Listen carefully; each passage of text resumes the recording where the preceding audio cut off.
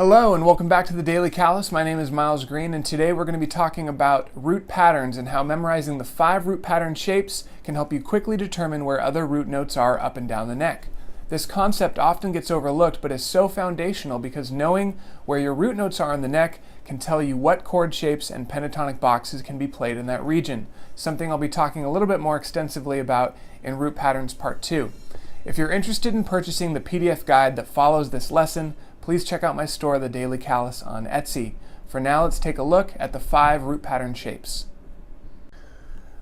So there are 5 root patterns in total, and the most important thing to take home from this lesson is not the fact that I'm going to be playing in the key of C, but instead being aware of the distance between frets and the distance between strings in each of the 5 root patterns. So every note that I'm going to be playing is going to be a C note, but this concept is meant to be applied anywhere on the neck. So for example, if I know that I have a root pattern here in the key of C, both of these are C notes, I can also apply it up here to the key of E.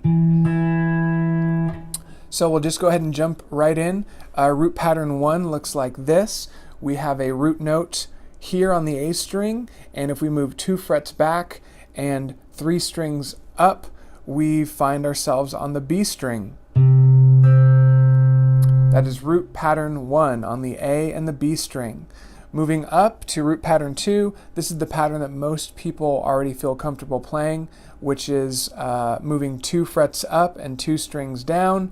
We have a root on the A string, and we have another root on the G string.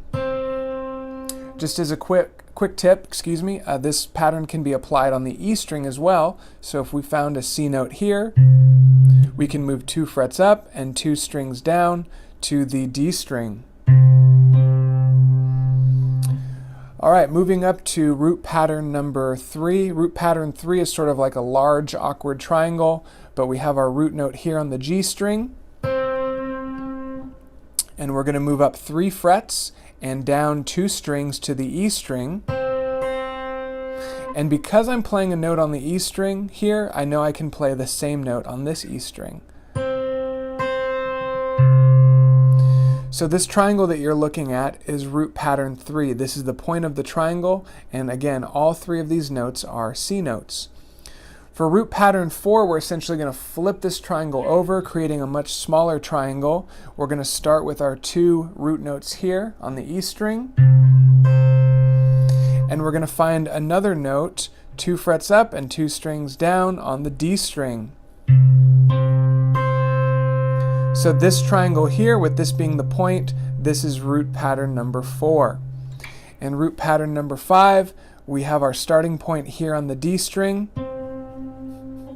And if we move 3 frets up and 2 strings down to the B string, we have root pattern number 5.